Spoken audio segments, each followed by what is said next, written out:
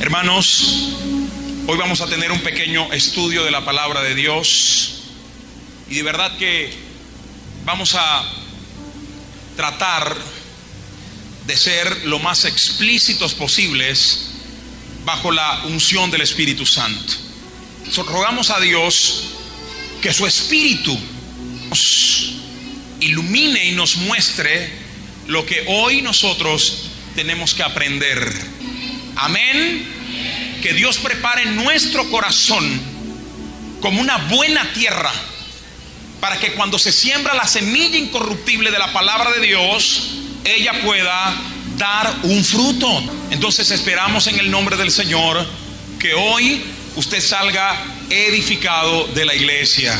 Muy bien, así de pie, vamos nosotros a buscar en el libro de Corintios, segunda carta a los Corintios. Y fíjense, no es una casualidad, el día domingo en la Santa Cena hablamos justamente del pueblo de Corintios. Y una vez más Pablo, tratando de organizar, escuchen bien esto, vamos a entender algo acá. Pablo estaba tratando de organizar la iglesia de Corintios, de los Corintios. Yo les dije en el discurso del día domingo por la mañana en la Santa Cena, y permítanme apuntárselos nuevamente, la iglesia de Corintios era la iglesia más carnal que había en los tiempos de Pablo, a las cuales Pablo, como apóstol y como misionero, tiene que escribirle cartas. Y a la iglesia de Corintio era una iglesia que se había estancado. Habían, como ya lo dije, muchos niños en la fe, y esto estaba produciendo contiendas, esto estaba produciendo divisiones de muchas opiniones dentro de Corintio. Y Pablo necesariamente tiene que escribir la primera carta, y tuvo la necesidad de escribir una segunda carta para poder a los corintios darle orientaciones conforme al ministerio del Señor. Y no es una coincidencia que hoy, hablando de este tema especial, tomemos el libro de segunda de Corintios también, capítulo 3, en el versículo de número 6. Y hoy vamos a hablar de un tema precioso que lo he denominado ¿qué significa la letra mata? Aquí lo vamos a examinar bajo la lupa de la palabra de Dios, bajo el microscopio de la palabra de Dios, porque es la palabra la que nos trae la verdadera enseñanza. No vamos a utilizar opiniones humanas, no vamos a utilizar ningún criterio humano, palabra de Dios, para que ella nos enseñe qué significa este pasaje que se encuentra en 2 de Corintios capítulo 3 versículo 6. Leamos. Dice: el cual nos hizo que ministros competentes de un nuevo pacto, no de la letra, sino del Espíritu, porque la letra mata, mas el Espíritu vivifica.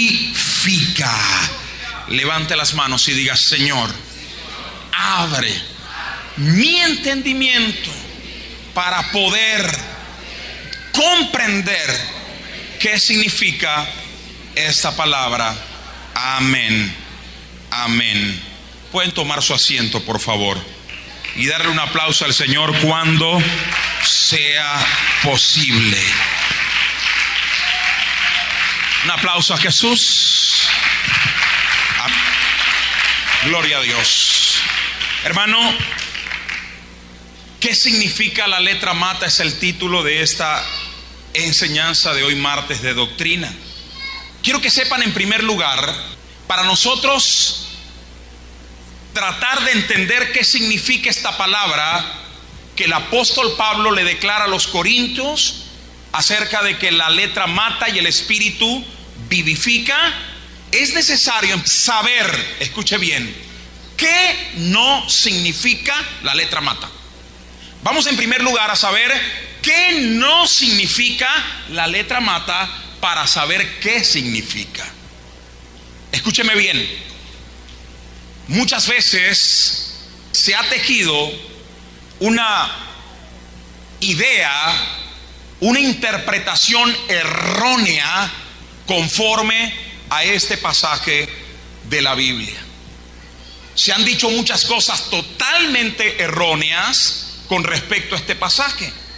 Y una de las más significativas y una de las ideas que se ha escuchado por mucho tiempo reza de que esta palabra significa que si yo estudio a fondo la palabra de Dios y leo la palabra de Dios y la escudriño la palabra de Dios e investigo y me esmero por estudiar la palabra de Dios, entonces corro el riesgo de que me aparto de la comunión con Dios y de que voy a estar mal con Dios y peor aún, puedo perder mi salvación. Es una idea totalmente errónea porque la Biblia no nos menciona nada de esto. Al contrario, es una interpretación totalmente irresponsable el decir que la letra mata significa que yo no puedo leer la Biblia, que yo no puedo estudiar la Biblia, que yo no puedo escudriñar la palabra de Dios y estudiarla incluso sistemáticamente porque puede matar mi vida espiritual. Válgame Dios. La Biblia nos enseña todo lo contrario. Repito, esta es una interpretación totalmente errónea de esta palabra. Pastor, ¿cómo lo puedo asegurar? Por la Biblia. La misma palabra de Dios nos da los datos. Veamos Juan capítulo 5, versículo 39. Vamos a ver qué nos dice la Biblia al respecto. Porque aquí no es mi idea, no es la idea del pastor Francisco, ni del hermano tal, ni del hermano cual. Aquí es la palabra de Dios. Juan capítulo 5, versículo 39, dice la Biblia: escudriñad las escrituras, porque a vosotros os parece que en ella tenéis la vida eterna. Y ellas son, ¿ellas quién? La Biblia, las escrituras. Ellas son las que dan testimonio de mí, dice Jesucristo. Hermanos, quiero que sepan que Dios no transgrede su palabra. Dios hoy no dice una cosa y mañana dice otra. Dios hoy no nos dice, mire, estudien la Biblia, y mañana nos va a decir, no estudien la Biblia porque se pueden volver locos. El Señor dijo, repito, escudriñad las escrituras, porque me parece que en ella tenéis vida eterna. ¿Qué significa la palabra escudriñad? En la lengua española significa examinar con detenimiento para poder encontrar situaciones que no están claras. Eso significa escudriñad. Ahora, cuando Jesús nos dice en la palabra de Dios que tenemos que escudriñar, que tenemos que leer la Biblia, que tenemos que investigar la Biblia, perdóneme, va en contra de esas enseñanzas irresponsables de que yo no puedo estudiar la Biblia, de que no puedo leer la Biblia, de que no puedo escudriñar la Biblia, porque entonces mi vida espiritual corre un riesgo enorme de morir espiritualmente. Digan gloria a Dios. Denle un aplauso fuerte al Señor. Dios no se puede contradecir en su palabra. Y si Él ya nos dice, el mismo Jesús dijo, que escudriñemos las escrituras, que busquemos e investiguemos, que examinemos a fondo las escrituras, entonces el apóstol Pablo, que tenía el mismo espíritu del Señor, no puede decir todo lo contrario y decir, ¿saben qué? No estudien la Biblia porque los va a matar espiritualmente. Y esto es un error, repito, de interpretación de este pasaje. Veamos qué nos dice aún más la palabra de Dios al respecto de escudriñar la palabra. Primera de Pedro capítulo 2, versículo 2. Dice la Biblia en la Nueva Versión Latinoamericana: desead como niño recién nacido. ¿Quién ha visto un niño recién nacido? Llora bastante, ¿verdad? ¿Cuándo es que el niño recién nacido llora? ¿Y qué es lo único que va a hacer que el niño se calle? La leche materna. Miren el ejemplo de Pedro acá. Dice: desead como niño recién nacido la leche pura de la palabra. Esto es en la Nueva Versión Latinoamericana. Desead como niño recién nacido la leche pura de la palabra, para que por ella crezcáis para salvación. ¿Qué es lo que hace crecer a un cristiano? ¿Qué hace crecer la vida espiritual de un cristiano? ¿Qué hace desarrollar la vida espiritual de un cristiano?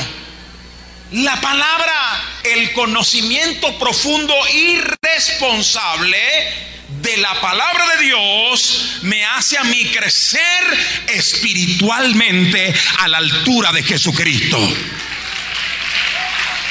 Todo lo contrario sería que si yo no me alimento espiritualmente, ¿qué pasa con un niño recién nacido que no le dan alimento, no le da pecho, no come nada? ¿Qué pasa? Comienza a desnutrirse, porque la leche materna, gracias a Dios, Dios todo lo hace perfecto.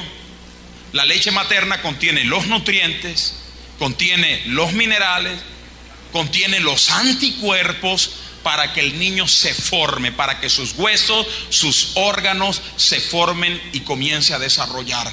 Tal como un niño pequeño necesita de la leche materna para su desarrollo, un cristiano necesita el conocimiento y el estudio de la palabra de Dios para poder crecer espiritualmente.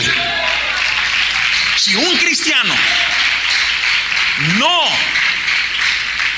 considera esto y dice: bueno, no, de verdad yo no voy a los cursos bíblicos, no me interesa, yo no voy a la escuela bíblica, me parece una tontería, yo no voy a estudiar la Biblia ni voy a la doctrina porque bueno, yo busco otra cosa. Perdóneme, hermano, este cristiano comienza a desnutrirse espiritualmente y comienza a perder la visión del Señor. ¿Y qué es lo que nos va a producir que nosotros seamos aptos para el reino de los cielos? Como dice la Biblia, por ella crezcan para que sean salvos, para alcanzar ese reino de los cielos. Es la palabra de Dios. Pero si alguien, hermano, cristiano ya nacido de nuevo, obviamente, no le importa la palabra, no considera tengo que apuntarme para el curso bíblico, o sencillamente, bueno, no me importa, ¿verdad? Yo sencillamente creo en esto y nada más. Entonces, hermano, este cristiano comienza a desnutrirse, repito, espiritualmente. Pero un cristiano fortalecido en el espíritu, un cristiano que comienza a desarrollar su vida espiritual, es aquel cristiano que comienza a llenarse del conocimiento de la palabra de Dios. La palabra de Dios no te va a destruir. La palabra, el conocimiento responsable y la buena interpretación de la palabra de Dios no te va a destruir, no va a derrumbarte espiritualmente, y mucho menos va a robar tu salvación o va a matarte espiritualmente. Al contrario, te va a fortalecer, te va a edificar y te va a bendecir. Por eso les invito y aprovecho este momento para invitarlos para el curso bíblico, para invitarlos los días viernes. Los días viernes tenemos enseñanzas bíblicas al público acá, con los hermanos que están preparados y capacitados para eso. Te invitamos a que vengas a estudiar la palabra de Dios con nosotros, porque la palabra de Dios no te mata, la palabra de Dios te da vida eterna. Veamos qué nos dice Hechos, capítulo 17, versículo 11. Hechos capítulo 17, versículo 11. Dice la Biblia: y estos eran más nobles que los que estaban en Tesalónica, pues recibían la palabra con toda solicitud. ¿Sabe qué significa eso? Ellos vienen al culto y no andan por allí caminando. Escúchenme esto, por favor. Ellos son los que vienen al culto, estos que dice el apóstol aquí, Ellos son los que vienen al culto y no andan sentados por ahí, ¿verdad? Hablando de una cosa, hablando de otra, sino que vienen solícitos al culto y se sientan allí y dicen: Señor, tú vas a hablar conmigo, yo voy a esperar el momento de la palabra y voy a preparar mi corazón para escucharte. Esos son los que vienen al culto, ¿verdad? Y no comienzan a sentarse por ahí, a hablar chismes o a hablar cualquier situación. Ellos vienen a buscar la palabra de Dios. ¿Y qué dice el apóstol? Dice: y estos eran más nobles que los que estaban en Tesalónica, pues recibían la palabra con toda solicitud, escudriñando. ¿Qué significa escudriñar? Examinar con detenimiento, procurando encontrar las verdades. Escudriñando cada día las escrituras para ver si estas cosas eran así. Yo les dije la semana pasada que un buen estudiante de la palabra siempre trae su libro para anotar, siempre trae su cuadernito o su agenda y su bolígrafo o su lapicero o su lápiz, y comienza a anotar todos los versículos bíblicos que el pastor o cualquier ministro en el altar esté dando. ¿Para qué cosa? Porque tiene una responsabilidad, que cuando llegue a su casa usted comience a verificar si en efecto lo que el ministro está diciendo está ajustado a la palabra de Dios. Ah, pastor, pero ¿cómo un ministro en el altar me va a querer engañar a mí? Bueno, eso queda a su conciencia. Pero quiero que sepas que lo que dijo el apóstol aquí era cierto. Él dijo: estos eran más nobles que los que estaban en Tesalónica, porque a pesar de todo, ellos con solicitud escuchaban la palabra de Dios y la escudriñaban cada día, o sea, la estudiaban. No sencillamente venían al culto y es cuando agarraban la Biblia. No es solamente venir al culto y bueno, me acuerdo que tengo que ir al culto, ¿dónde está la Biblia? La desempolvo y me la llevo. No, ellos salían del culto, escuchaban la palabra, escuchaban el mensaje de la palabra de Dios y en su casa comenzaban a escudriñar, comenzaban a investigar, comenzaban a examinar. ¿Es cierto? ¿Será? ¿No será? Y esta gente era madura en la fe. Es imposible, hermano. Es imposible que una persona que tenga este tipo de madurez espiritual sea engañado por el enemigo. ¿Y verdad? Se ha engañado y es que a mí me dijeron esto, pastor, y es que a mí me dijeron y ya no vengo más a la iglesia. No, ¿qué te dice la Biblia? No es lo que te dijeron, no es lo que escuchas por allí, no es lo que se comenta por allí, es qué te dice la Biblia. ¿Qué me dice la Biblia a mí? Eso es lo que me va a traer a mí dentro de la verdad. Denle un aplauso fuerte a Jesús. Gloria a Dios. Entonces, hermano, vemos por estos pasajes bíblicos que la letra mata no es el que usted estudie la Biblia, el que usted de repente quiera participar en un curso bíblico responsable y sistemático de la iglesia, el que usted venga un día viernes a escuchar las enseñanzas abiertas a través de lo que se reproduce para poder enseñarlo y para poder de alguna manera graficarlo para tener un mejor entendimiento. No significa eso, mis hermanos queridos, porque la palabra de Dios, la misma Biblia, no se transgrede. Si el Señor dijo en su palabra, tenemos el deber como cristianos de escudriñar, de examinar con detenimiento y con profundidad la palabra de Dios, porque en ella tenemos vida eterna. Entonces la palabra de la Biblia que dice la letra mata está totalmente descontextualizada por muchos. Vamos a ver a continuación qué realmente significa la letra mata. Gloria a Dios. Fuerte los aplausos. Y a su nombre. Escucha, hermano, en primer lugar, para poder darle una interpretación correcta a esta palabra, tenemos que tomar en cuenta, en primer lugar, lo que voy a decir a continuación. en la rama de la teología responsable, porque hay teología irresponsable por allí. Hay gente que dice cualquier cosa, ¿verdad? Pero no estamos hablando de esa teología, estamos hablando de la teología responsable de la palabra de Dios. En la teología existe una rama que se llama la hermenéutica. ¿Qué es la hermenéutica? El término hermenéutica viene del griego hermenéutica, que significa el arte de aplicar, traducir o interpretar correctamente, en este caso, las Santas Escrituras, espiritualmente. Eso es la hermenéutica. Y dentro de la hermenéutica, y una de las reglas de la hermenéutica, nos dice que para nosotros poder tener una buena interpretación de un pasaje bíblico, reza la regla de la hermenéutica que para poder tener una buena interpretación de un versículo, tenemos que tomar en cuenta algo que se llama el contexto bíblico. No podemos tratar de interpretar un pasaje bíblico o un versículo bíblico sin tomar antes en cuenta el contexto en el que fue escrito ese pasaje bíblico. ¿Por qué? Porque corremos el riesgo de tergiversar completamente su significado real. Y como dice una regla de la hermenéutica, dice que un texto sacado de todo su contexto se convierte en un pretexto y al final se convierte en una mentira. ¿Me entienden?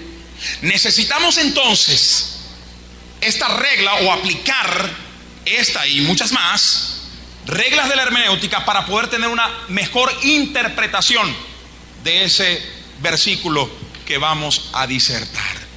Y repito, es tener un contexto. Y si nosotros metemos esta palabra de segunda de Corintios capítulo 3 versículo 6 y la contextualizamos, y contextualizar significa, por ejemplo, no podemos simplemente tomar el versículo y analizarlo sin antes tomar en cuenta 3, 4 y 5 versículos antes, o 3 y 4, 5 versículos después. Eso se llama contextualizarla, entre otras cosas. Así que cuando tomamos este pasaje de la Biblia y lo contextualizamos, nos damos cuenta que en efecto cobra el significado verdadero. La letra mata se refiere al ministerio de la ley mosaica grabada en piedra. No significa el estudio de la palabra. Cuando el apóstol Pablo, lleno del Espíritu Santo, comienza a los corintios a tratarles de enseñar el ministerio de la gracia en Cristo Jesús, era porque, entre otras cosas, en el pueblo de Corintio había muchos judíos que querían judaizar, escúcheme bien, de la ley escrita en piedra por Moisés. Ahora fíjense ustedes, repito, está hablando de la ley escrita en piedra, no está hablando del estudio del 27, vemos aquí, al 29. Y el que físicamente es incircunciso, pero cumple perfectamente la ley, te juzgará a ti. Bueno, esta Biblia está. Permíteme esa. Pequeñita la ves. Léela allí, por favor, del 27 al 29. Gloria a Dios. Romanos 7:6. ¿Qué nos dice? Estábamos sujetos de modo que sirvamos bajo el régimen nuevo del Espíritu y no bajo el régimen viejo de la letra. Oigan eso. De modo que si vamos ahora bajo el régimen de qué cosa? Del Espíritu. Del Espíritu. ¿Y qué nos habló Pablo en Corintios? Nos habló de la letra y nos habló de qué cosa? Del Espíritu. ¿Y qué nos está diciendo Romanos 7:6? Nos está hablando justamente de qué cosa? del régimen de la ley, de la letra y del régimen del espíritu. ¿Y qué es lo que está diciendo Pablo acá? Pablo está diciendo, si yo me rijo por la ley, no va a tener vida. Pero si yo me rijo por la ley, por la letra, no va a tener vida. Pero el espíritu vivifica. Claramente, Pablo se está refiriendo a la ley escrita y a la gracia por el Espíritu Santo. Amén. Veamos qué nos dice 2 de Corintios capítulo 3 versículo 7, Joel. 7:3 o 3:7, ¿verdad? 3:7. Ok, dice: si el ministerio de muerte grabado en letra, ¿en qué cosa? ¿De qué letra está hablando Pablo allá en Corintios? ¿De qué? De la ley, obviamente. Él lo repite en reiteradas veces, ¿verdad que sí? Ok, dice: y si el ministerio en piedra fue con gloria, tanto que los hijos de Israel no pudieron fijar la vista en el rostro de Moisés a causa de la gloria de su rostro. Verso 8: ¿cómo no será más bien con gloria el ministerio del Espíritu? Eso fue lo mismo que Pablo nos dijo en 2 de Corintios. Pablo lo reitera una y otra vez, haciéndonos entender qué cosa, que cuando Pablo habla, repito, de la letra, está hablando de la ley escrita en piedra, la ley mosaica. Y cuando nos habla del Espíritu, nos está hablando de la gracia de Dios a través de la salvación por medio de Cristo y el Espíritu Santo. Dele un aplauso fuerte al Señor, aleluya. Amén. Y lo que Pablo y la Biblia nos quiere decir en esta tarde, para esclarecernos este pasaje que, repito, alrededor de él se ha tejido una interpretación totalmente irresponsable, hermanos. Porque como yo, como ministro de Dios, voy a pararme en este altar y le voy a decir: mire, ¿sabe qué? No estudie la Biblia porque usted va a morir. Por Dios. ¿Cómo le voy a decir a alguien: mire, no me estudie la palabra de Dios, o no escudriñe la Biblia, o no examine la Biblia, o no venga a un estudio de la palabra de Dios, o no venga, por ejemplo, a la escuela bíblica, porque tú corres el riesgo de morir espiritualmente? Cuando la misma palabra de Dios nos dice que es a través de la Biblia, que es a través del escudriñar la palabra, que vamos a tener vida eterna. Por Dios, estaría de manera totalmente irresponsable dándole, escuche, una interpretación totalmente errónea a esta palabra. ¿Qué nos quiso decir en conclusión Pablo? Escuche bien, presta atención. Lo que Pablo nos quería demostrar es que si uno intenta justificarse por medio de la ley, solo va a hallar muerte.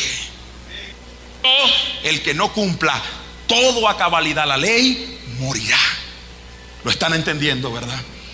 Ahora alguien se preguntará: pastor, ¿la ley era mala? No. La ley representaba la justicia de Dios. La ley representaba ese carácter justo de Dios. Y alguien se preguntará: pastor, entonces ¿por qué? Si Dios sabía que los hombres naturales, con la naturaleza caída adámica, ¿por qué si Dios sabía? La ley. Dios puso la ley para que usted y yo y el pueblo de Israel un día se diera cuenta que por sí solo nunca podrían cumplir la justicia de Dios. Necesitaban forzosamente a Dios para poder cumplir su justicia. Y fue cuando vino la gracia de Cristo. Aleluya. Fue cuando vino el Espíritu Santo. Se los voy a poner como ejemplo. Presten atención. O se los voy a ejemplificar. Hágase de cuenta que la ley es un muro grande que está aquí, una pared. Y Dios le dice como un padre a su hijo: hijo, quiero que por favor saltes esa pared. El hijo emocionado dice: Padre, sí lo voy a hacer. Y comienza a hacer el primer intento y se da cuenta que no puede. Y vuelve y hace el segundo intento y se da cuenta que tampoco puede. Y hace el tercer intento y se da cuenta que tampoco puede. Hasta que un día, por sí solo, él dice: yo no puedo, necesito de mi padre. Entonces le dice: papá, yo no puedo saltar esa pared, yo no puedo cumplir la ley, necesito de tu ayuda. Entonces viene el padre y le dice: hijo mío, tranquilo, con mi ayuda lo vas a lograr. Y le da una pata de gallina, ¿verdad? Y le dice: hijo, ahora sí salta con mi ayuda. Y el hijo pone el pie allí y ¡suaz! Salta la barda. ¿Sabe cuál es esa pata de gallina? El Espíritu Santo. Porque recibiréis poder cuando haya venido sobre vosotros el Espíritu Santo. Eso se llama la gracia en el Espíritu. Alguien le puede dar un aplauso a Jesús. Aleluya. Así que en pocas palabras, lo que Pablo quería demostrar es que si uno intenta justificarse por medio de la ley, solo va a hallar muerte. Pero si uno se ampara en el ministerio del Espíritu en Cristo Jesús, hallará ¿qué cosa? Justificación y vida eterna. Dele un aplauso a Jesús. Gloria a Dios. Amén. Así que, hermanos, vamos a estudiar la Biblia. ¿Quieres fortalecerte? ¿Quieres crecer espiritualmente? El único alimento para crecer espiritualmente, ¿cuál es? ¿Cuál es? Ah, pastor, pero no me va a negar que necesitamos la unción. Sí, porque mucho se ha dicho también: no, mire, no estudie la Biblia. No hay necesidad de estudiar la Biblia, solo se necesita la unción. No necesitamos sabiduría, solo unción. O necesitamos la sabiduría y nada más la unción. Escúcheme, présteme atención para que no se teja después o no se desvirtúe lo que voy a decir acá. Y yo se los he dicho de varias maneras. Y he utilizado un pasaje bien icónico para demostrarles que en efecto se necesita la unción, claro que sí.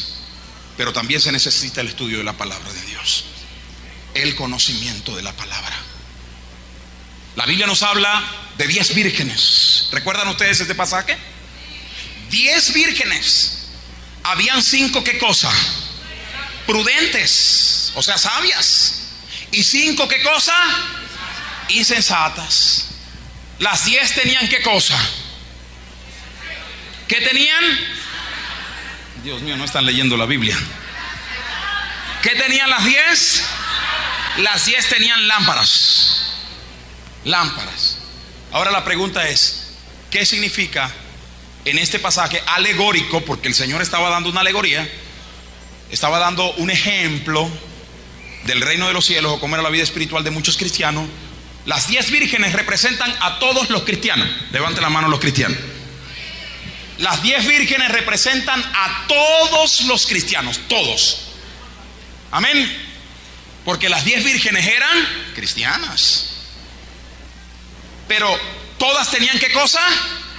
Ahora, pastor, ¿cómo usted sabe que eran cristianas? Porque tenían lámparas. ¿Sí?